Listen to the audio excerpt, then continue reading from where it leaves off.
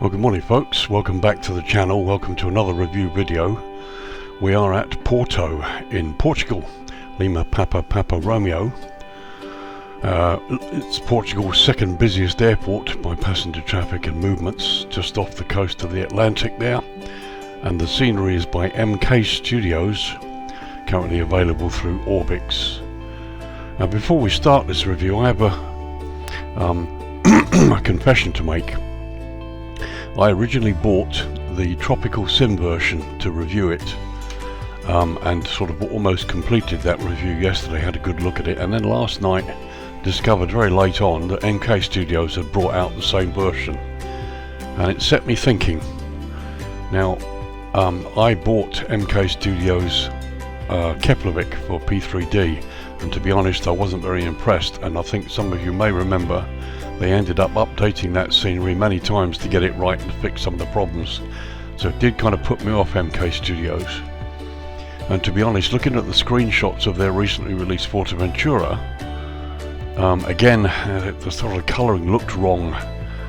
Didn't fill me with a lot of confidence per se. But anyway, since this came up, I decided to take a punt and I bought it. And two things strike me straight off. Firstly, this scenery is a little bit cheaper. Well, in fact, it's a lot cheaper than the current Tropical Sim version, which is listed on Sim Market, currently listed at €21. And even if you took Tropical Sim's update policy, if you had a previous scenery, the 2018 one for P3D or the 2014 one for FS9, you get a discount. And the P3D version 2018, you can get it for €12. And when you consider that this scenery here is available for €12.57, literally 57 cents more, and yet it's twice as detailed, twice as big, and far more developed, and we'll go into all this in a minute, I think MK Studios is the one to get. That said, make no mistake, Tropical Sim's version is fine. It's a lovely scenery, it's a nice product, and you really, certainly in view of this release, I would consider the price rather expensive unless you owned a previous version and wanted to upgrade. So I'm going to try very hard not to really make too much of a comparison between Tropical Sim and MK Studios. I will say right off the bat, MK Studios is the one to go for. It's far more detailed, it looks better visually in terms of its atmosphere and ambience, and obviously there's a huge difference in price, notwithstanding the upgrade that Tropical Sim offers you.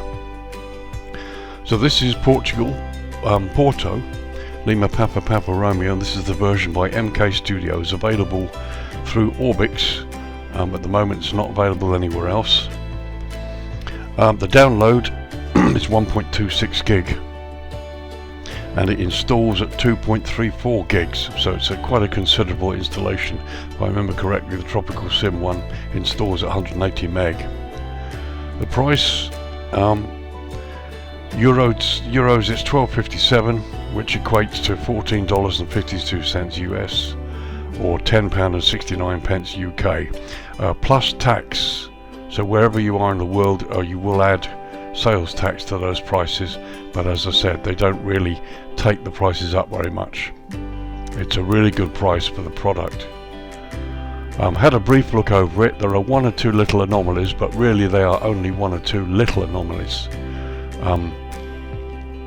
One of the big pluses is the inside of the terminal. The departures level has been done, the interior has been done, looks great, and also the landside roads, which were not terribly well defined in the other product, are here.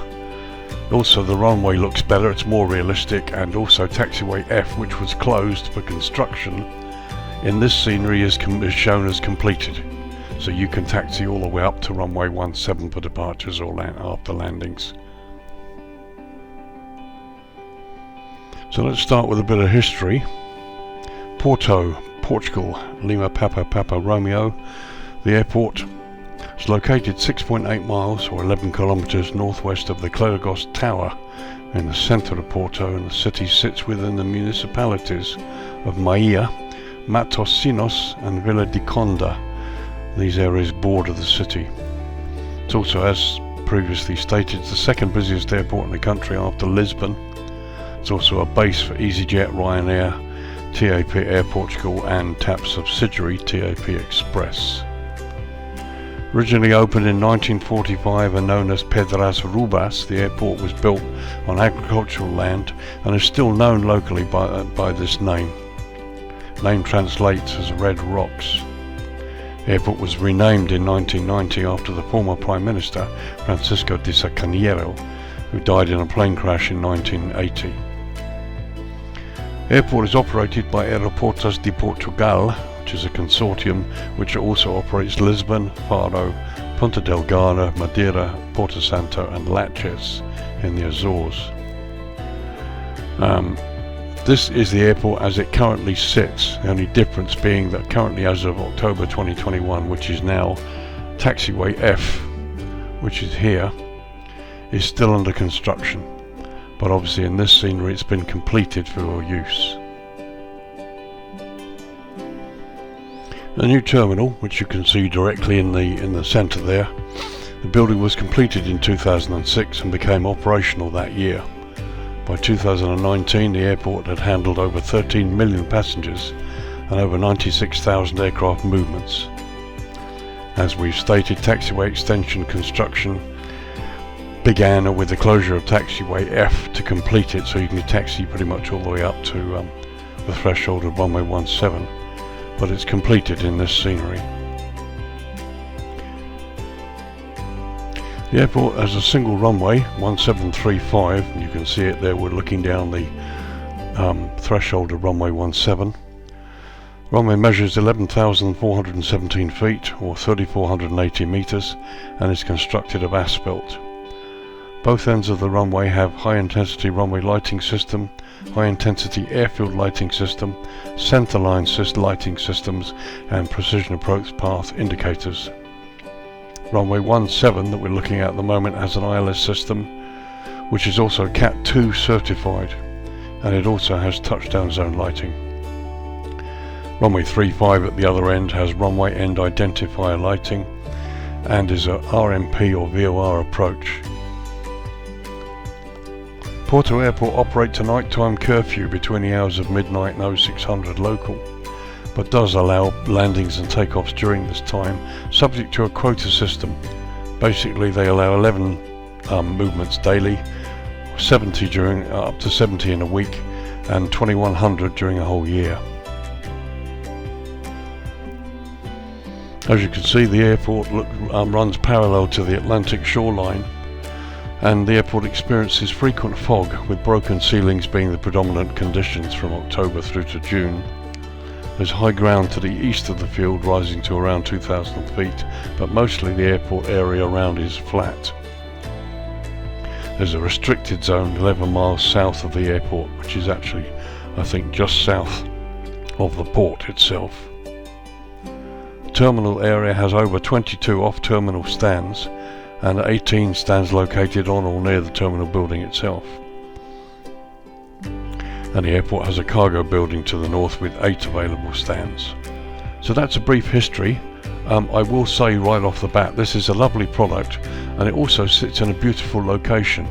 You should note that I have all the world updates installed, including Europe and the UK, and literally all of the updates are installed. So what you're seeing is the latest version of Flight Sim 2020 1.19.9.0 with everything installed. And this scenery sits in a very, very nice location, makes it look really nice. I'd have absolutely no qualms about flying in and out of here 2 or 3 times a week. So that's a history and a brief look at bits and pieces. Let's get down and dirty to the airport itself and have a close look at it.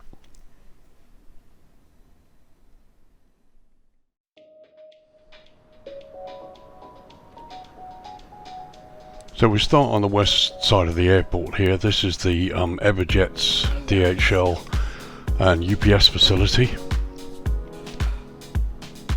As you can see, nice detail, the ramp looks good, textures are sharp, the road markings are very good, plenty of clutter. And there's my little Cessna, bits and pieces. Fence line looks good, and you've got the blast screen over there to the right. Going landside, got various trucks parked out there. Here you've got the DHL facility, and you've got a security gate down there as well with a barrier, and again various trucks parked alongside here. Vehicles, no logos or livery, which is a pity. I wonder if they've got some possible copyright issues, I don't know. There's a security gate in the distance that takes you to airside. It's the Everjet building and the UPS building there.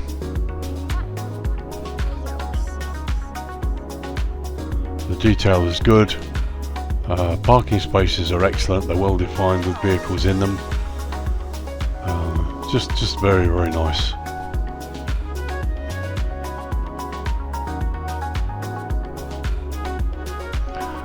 This is a local fuel farm.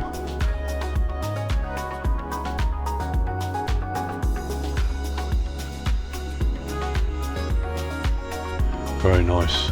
Buildings are nicely textured, vehicles in the right places. It looks really nice. No problems at all. Nicely impressed with that.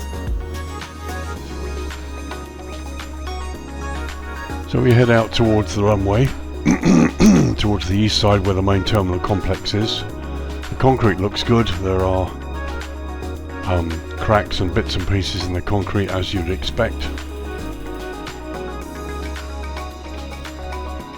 The signage looks okay there, sitting in the side of the grass. And here you come to the displaced threshold of runway 35. I just want to go off airport slightly for the moment and have a look at the roads and the signage.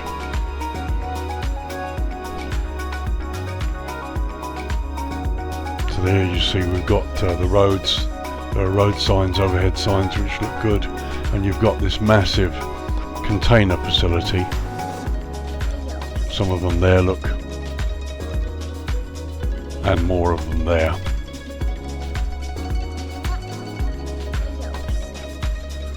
Roads are low resolution per se, but mixed with visually better roads as well.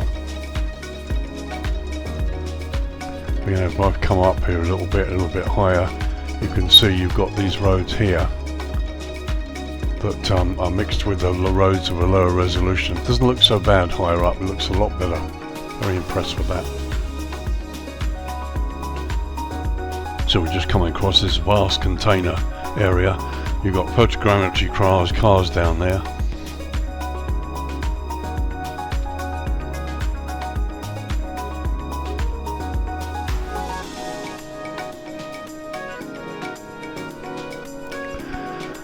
Going on to the airport, you can see the roads have improved and the buildings generally look a lot better. Visually, it's really nice. Nice attention to detail there.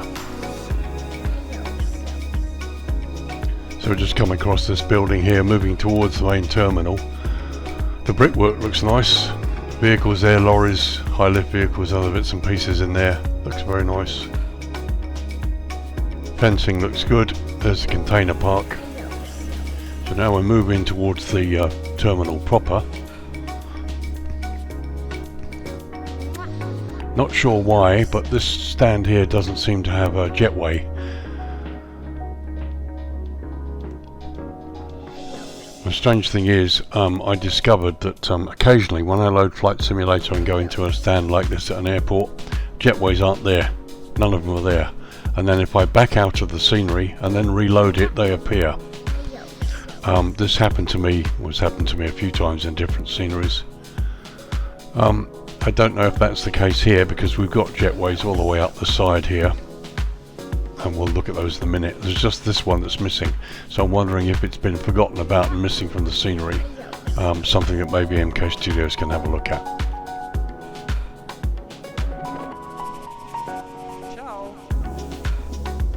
So while we're here, let's pan across the ramp. and have a look.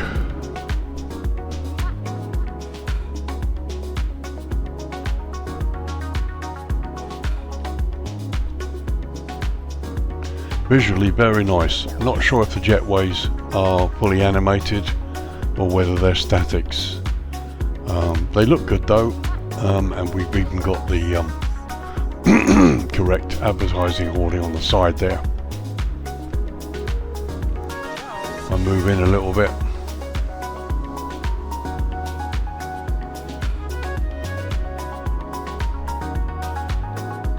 As you can see, detail looks really good.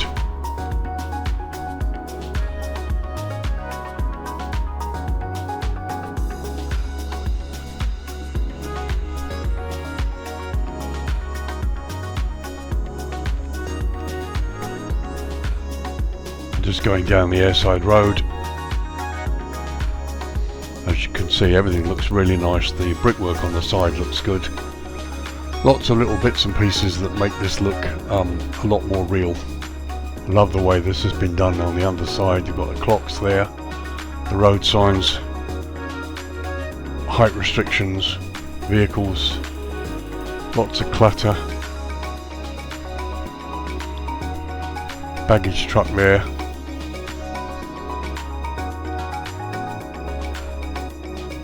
Does look good.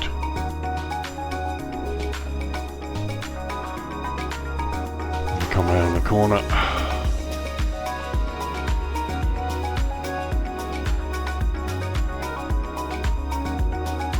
Very nice indeed. They paid a lot of attention to the details here, which is excellent.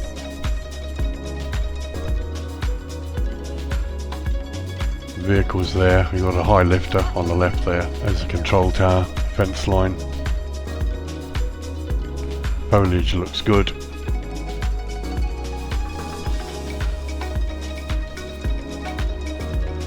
Very impressive generally, good quality, very well done. Right down to the concrete slabs there, the dividers. You see these all over at many airports, including the ones I've worked at. And we get down here to the end of this facility. You see we've got forklifts.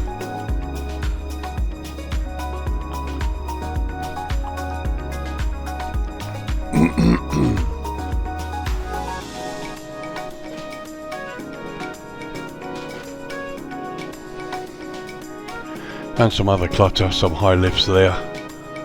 And you've also got the security gates there in the centre. So this is another little anomaly that I've discovered. Not really sure what this is. It's clearly some kind of cable, but it's not attached to anything. It may be something they intended to put in the scenery but forgot about, or it may be just left over. But again, it's nothing really serious. It's just a little bug that was spotted along the way. So we just take a run landside across the terminal. Again, you can see car parks. Spaces are well defined, cars are okay. The roads are well defined too. This is the upper level.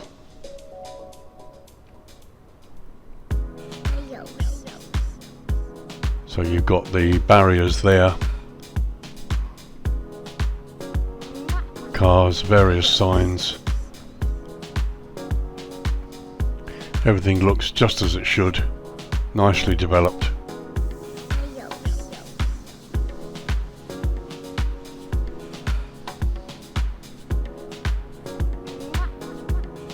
Until we come out the other end there.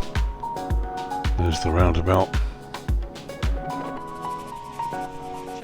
So let's have a look at landside on the arrivals level, which is the bottom level.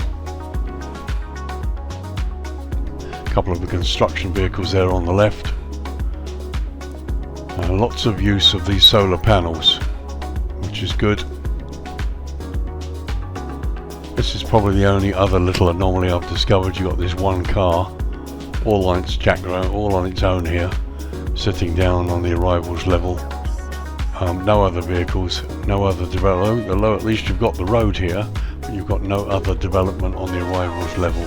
Maybe it's something they'll look to work on in a future update. As you can see though, the concrete looks really good. These stanchions look excellent the way they've been done. The construction and the visual appearance is excellent. Foliage is good again. Trees and bits and pieces in the right place that look really nice. And there's the road to the departures that goes over the top. Some road signs over there. And there's another entry barrier to the car park.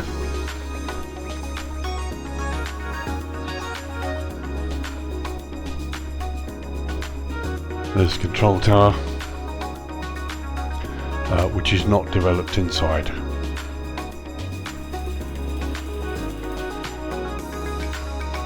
And the signage on the terminal.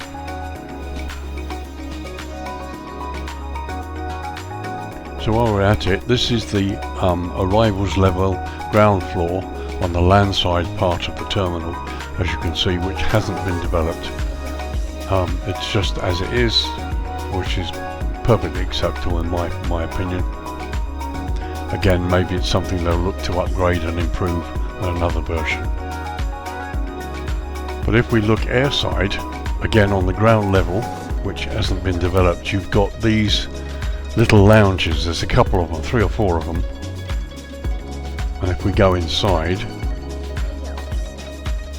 you can see they're self-contained. You can look out to the airside ramp, and it's almost like you've got a shopping area. But there's just literally a couple of these, a handful, on the airside part of the building on the ground level. However, this is the view on the airside departure lounge on the upper level. As you can see, well developed here. Lots of work has been done to develop this. You can see outside to the ramp, which looks good. And you've got the various duty-free shops and bits and pieces, which look really quite realistic. It's quite well done. The only thing that probably could be done better is the departures board there is very blurred. Could be a bit sharper.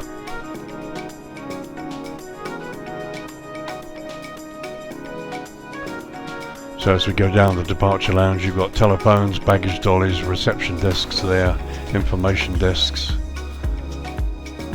more bits and pieces. As you can see, it's quite well developed.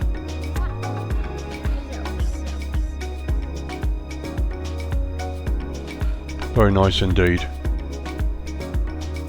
No complaints at all, except as I said, the departures board could have been done a little bit sharper. If they had the desire to do it, you could have at least made it looking so you could see what's written on it. But no, airside here in the departures lounge just goes all the way around, and it's been done completely. As you can see, it goes all the way. So the airside departure lounge on the upper level has been developed and looks very good. Very acceptable.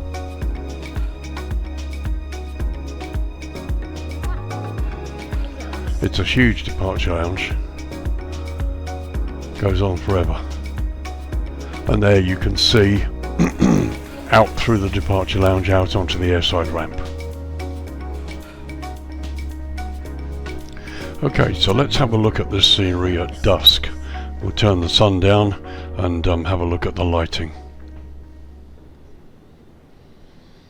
Okay, so it's 7:05 in the evening local time, and as you can see, the lights have come on, and the effect looks quite nice. There's some lighting there, not as much as I thought, but then it's still fairly light in the daytime. So looking down runway 35, as you can see, the runway lighting, edge lights, and the centerline lights, you can see the green ones are all excellent. There you can see the terminals partially lit. And just looking at the displaced threshold there on runway 35, you can see also the highway lighting, which looks good. And there you've got the port city in the distance. And down there you can see the UPS Everjets building with the ramp lighting. So all in all, looks quite nice. So let's turn the sun down even more and have a look and see how good the lighting gets generally.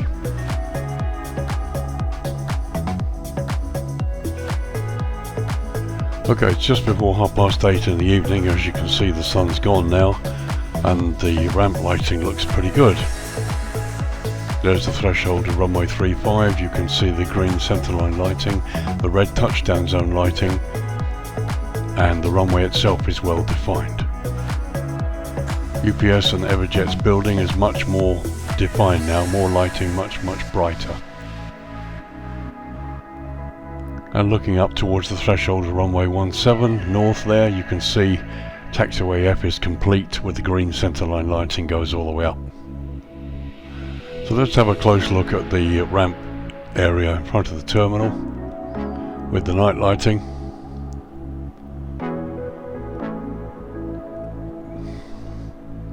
So that looks good, plenty of light, and again the actual lights from the stanchions are lighting up the area that they're supposed to. No sort of artificial lighting at all.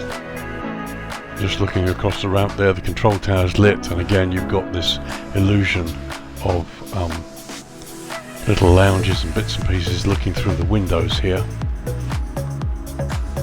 Colouring looks nice. So let's take a little run down the airside road.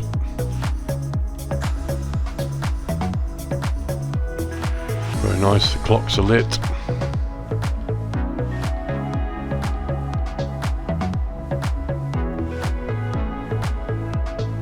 Yeah, no problem at all, looks really good.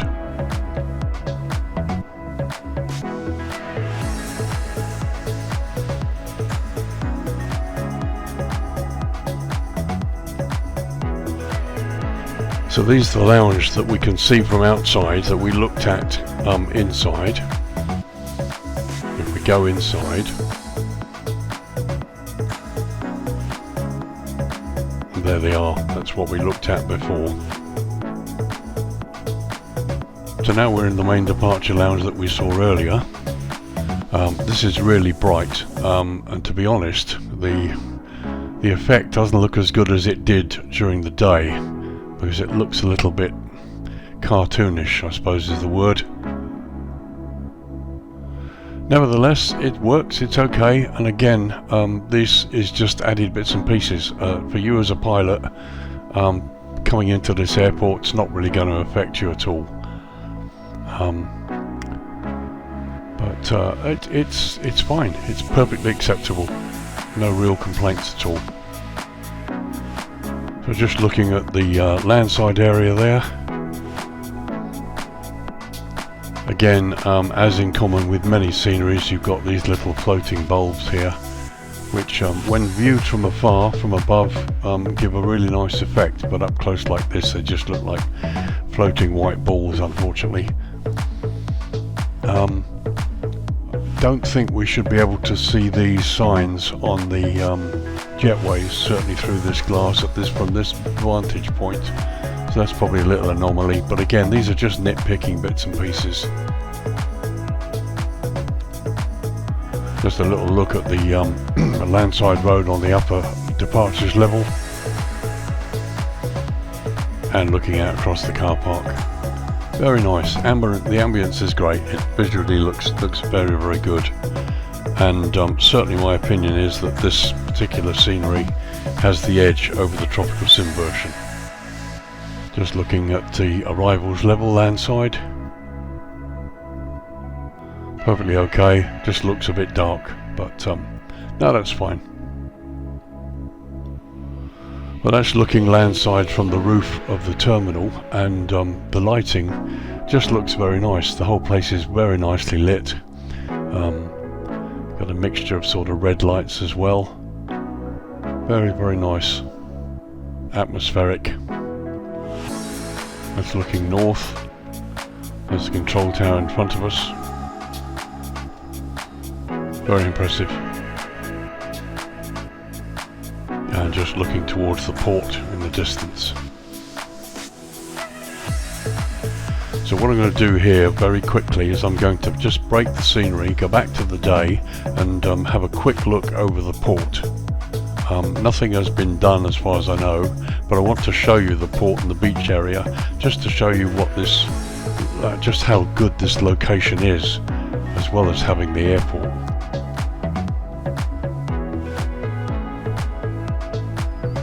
So here we are, just traversing the coastline, just south of the port. Wanted to have a look and show you this. Looks very nice. So here's the port. Visually looks really lovely. Lots of sort of photogrammetry there. And the buildings look nice. The beaches looks lovely and rugged. There's the big fuel farm, which you can see in many photos of the airport. Beaches look really nice. And here you've got the bridges. Would have been nice to see something added to the port and bring it to life a little bit more. But no, perfectly nice. Looks like it's typical of this area.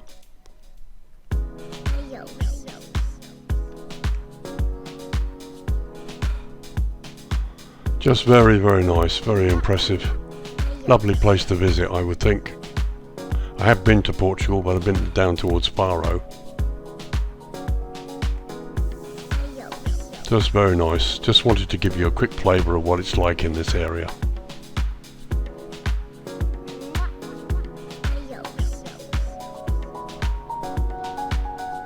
So that was a quick look at the port of Porto. There's the port city, which is just a few miles to the south of the airport. Let's go back to dawn. Let's have a look at dawn and just see what the dawn looks like, the lighting looks like on the airport here.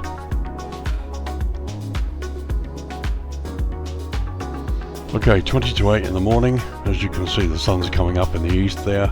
We've still got some lighting on the ramp area. And again, visually looks very nice. No complaints at all. Looking out over the ocean. These sceneries sort of really do come to life during the darkness hours, and this airport's no exception. And looking south towards the port there in the distance, and finally looking east as the sun rises. So there you go, Porto International Airport in southern Portugal, Lima Papa Papa Romeo. This scenery version by MK Studios. Scenery is available from Orbix. Currently priced at €12.57. Downloads at 1.26 gig and installs at 2.34 gigabytes. Bear in mind that the Tropical Sim version, which in my opinion is not quite as good or not quite as developed as this one, comes in at around €21, so it's a lot more expensive. The MK Studios one, you get a lot more for your money. And even the Tropical Sim version, the upgrade that they offer, if you had any of the previous versions for P3D, FS9 or FSX, your upgrade price is only 12 or 14 euros. But you get a lot more for your money with MK Studios. It's a bigger scenery, there's more to it. We've looked at one or two anomalies, but really they are few and far between. It's a wonderful scenery, literally placed in a beautiful location. So thanks for joining me. I hope you enjoyed that review, hope it was useful and it might help you decide. And yeah, do I like this scenery? Yeah, I really do. It's lovely, and could happily fly in and out of here 2 or 3 times a week if that was my flying schedule. In fact, I may well do a video of coming in here. We'll see. So thank you very much again for joining me for this review. Hopefully going to have a review coming out on Saturday of the new St. Mary's Island Scilly Isles scenery. Latest release from Airsoft. I've got that, and I'm going to be reviewing that as well. Hopefully that will be available for you to see on Saturday. So thank you for joining me. Thank you to my subscribers, both new and old. Hope you enjoyed this. I'm happy to talk to you about anything in the comments below. This is Lee, Virtual Airline Pilot, and I will see you in the next video. Take care and thank you very much, and bye for now.